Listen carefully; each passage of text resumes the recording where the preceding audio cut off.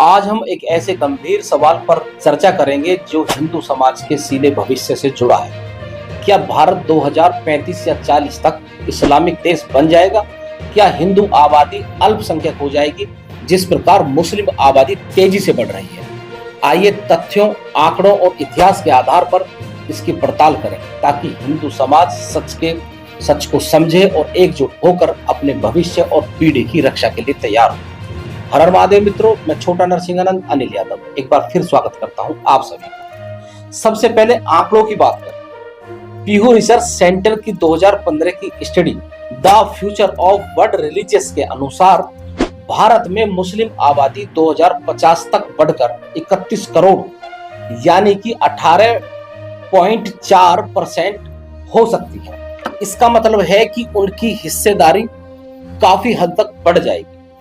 1951 में हिंदू आबादी लगभग 84% थी, जो 2011 में 79.8% हो गई। मुस्लिम आबादी 9.8% से बढ़कर 14.2% हो गई।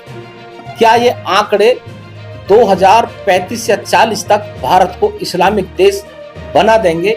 ये आंकड़े चिंता पैदा करते हैं कि हिंदू आबादी की हिस्सेदारी क्यों घट रही।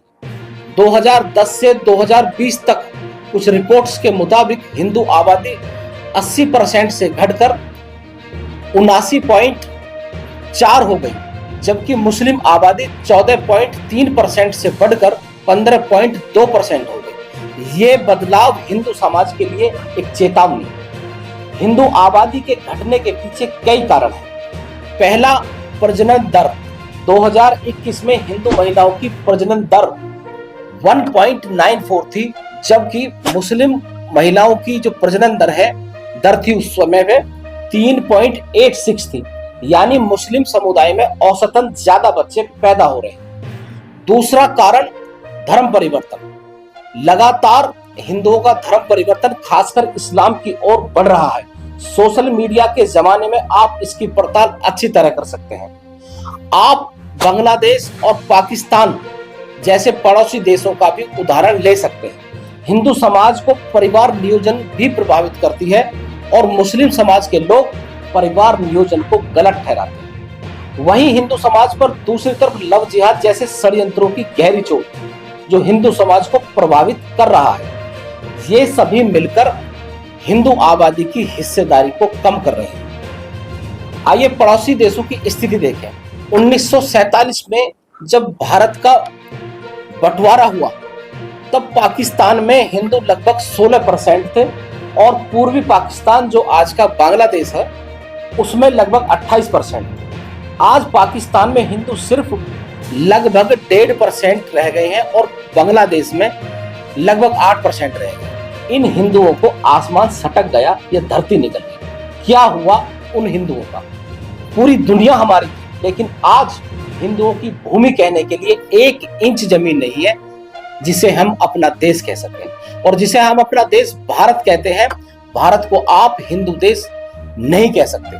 हमारे नेताओं ने हमसे वादा किया था हिंदू राष्ट्र बनाने का, लेकिन यह सपना अब हिंदू के लिए केवल सपना रहेगा।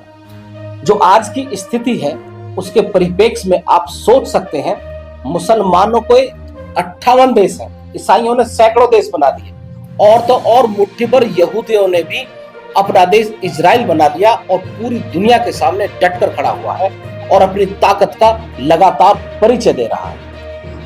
बांग्लादेश में हाल ही के दंगों में लाखों हिंदुओं को कत्ल कर दिया गया।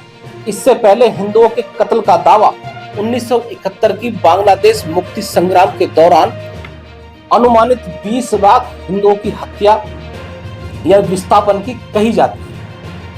पाकिस्तान में भी हिंदुओं का पर भेदभाव और जबरन धर्म परिवर्तन और हिंसा की खबरें लगातार आती हैं। उदाहरण के लिए सिंध प्रांत में हिंदू लड़कियों का अपहरण और धर्म परिवर्तन की घटनाएं एक सामान्य सी बात है। 1950 से 2015 तक बांग्लादेश में हिंदू आबादी लगभग 23% थी, जो घटकर 8% हो गई। ये आंकड़े बताते हैं कि इस्लामिक बहुसंख्यक देशों में हिंदुओं की स्थिति लगातार कमजोर हुई। क्या भारत में भी ऐसा हो सकता है? ये सवाल हर हिंदू के मन में। हिंदू समाज को इन उदाहरणों से सीख लेनी होगी। 2035 या 40 तक भारत इस्लामिक देश बन जाएगा। ये कितना संभव है, आंकड़े कहते हैं। 2050 तक पीहू रिसर्च के अनुमानों के आधार पर मुस्लिम आबादी 16 से 17% हो सकती है, लेकिन ये आंकड़े अनुमानित हैं क्योंकि इस्लामिक आबादी मल्टीपल बढ़ती है। इस्लामिक आबादी बढ़ने की दर हर 5 साल में तेज हो जाती है। पहले एक सर्वे बता चुका है कि भारत मुस्लिम युवा देश है, हिंदू युवा देश नहीं है। यानी कि भारत में मुस्लिम युवा हिंदू से ज्यादा है। अगर हिंदू आबादी की हिस्सेदारी लगातार घटती रही तो 15 से 20 साल बाद स्थिति चिंताजनक हो सकती है। बांग्लादेश और पाकिस्तान में हिंदुओं की संख्या में भारी कमी हमें इसकी चेतावनी देती है। अगर हम अभी से नहीं जागे तो भविष्य में हिंदू समाज को चुनौतियां बढ़ जाएंगी और भारत इस्लाम की गर्त में चला जाएगा। आपने देखा होगा कि इस्लामिक देशों में लोकतंत्र कमजोर पड़ता है और शरिया जैसे कानून लागू होते हैं और एक स्थिति ऐसी आती है कि वहां केवल भीड़ तंत्र काम करता है, कोई लोकतंत्र या संविधान नहीं रहता। और जिस शरिया की हम बात कर रहे हैं, ये शरिया कानून मुसलमानों के लिए होता है, हिंदुओं के लिए शरिया में कोई स्थान नहीं है। अगर स्थान है तो वह एक आवारा कुत्ते जैसा स्थान आपको देंगे। जैसे आपको ना बोलने की आजादी है, ना रोने की आजादी है, ना हंसने की आजादी है, ना घूमने की आजादी है और खासकर आपके घर में जवान लड़कियों को और महिलाओं को रहने की आजादी बिल्कुल नहीं है। यह वह शरिया कानून है, जब आपके घर में कोई मर जाता है तो आपके रोने को कुत्ते के रोने के जैसा माना जाता है। हिंदू समाज के सामने चुनौतियां हैं, लेकिन समाधान एक है। पहला, हमें अपनी जनसंख्या बढ़ाने पर ध्यान देना होगा। परिवार नियोजन ठीक है, लेकिन हिंदू परिवारों को कम से कम 3 से 4 बच्चों पर विचार करना चाहिए। दूसरा, धर्म परिवर्तन रोकने के लिए जागरूकता जरूरी है। लव जिहाद और अन्य प्रलोभन के खिलाफ अपनी बच्चियों को सजग रखें और उनका ध्यान रखें। हमारे मंदिरों, गुरुकुलों और सांस्कृतिक केंद्रों को मजबूत करें। तीसरा, इतिहास से सीखें कि शिवाजी महाराज, गुरु गोविंद सिंह, संभाजी महाराज जैसे योद्धाओं ने सनातन धर्म की रक्षा की। हमें उन्हीं की तरह साहस, एकता दिखानी होगी और बलिदान के लिए हमेशा तैयार रहना होगा। चौथा, हमें, और जो बहुत जरूरी है, राजनीति से बचकर रहना चाहिए, क्योंकि आज हिंदुओं का एक भी नेता नहीं है। केवल हिंदुओं को राजनीति के लिए इस्तेमाल किया जाता है। एक भी नेता नहीं जो हिंदुओं पर विचार कर सके। कथित तौर पर आप बहुत नेताओं को देखते होंगे, लेकिन यदि सही से एनालिसिस करोगे तो आप पाओगे कि आप बिल्कुल अकेले खड़े हैं। आपके पास एक भी धर्मगुरु नहीं जो आपके और सनातन धर्म के बारे में विचार कर सके, शिक्षित कर सके, लड़ सके या आगे चलकर बात कर सके। और सबसे जरूरी, हमें अपनी जड़ों से जुड़ना होगा। सनातन धर्म की महानता, हमारी संस्कृति और हमारे मूल्यों को हमें अपने बच्चों में डालना होगा। एकजुट और सशक्त हिंदू समाज ही भारत को मजबूत करेगा। मित्रों, 2040 तक भारत के इस्लामिक देश बनने के दावे को आप हल्का ना लें, क्योंकि हिंदू आबादी की घटती हिस्सेदारी और मुसलमानों की बढ़ती भागीदारी और पड़ोसी देशों में हिंदुओं की स्थिति हमें सतर्क करती है। तत्कालीन उदाहरण बांग्लादेश और पाकिस्तान से सबक लें।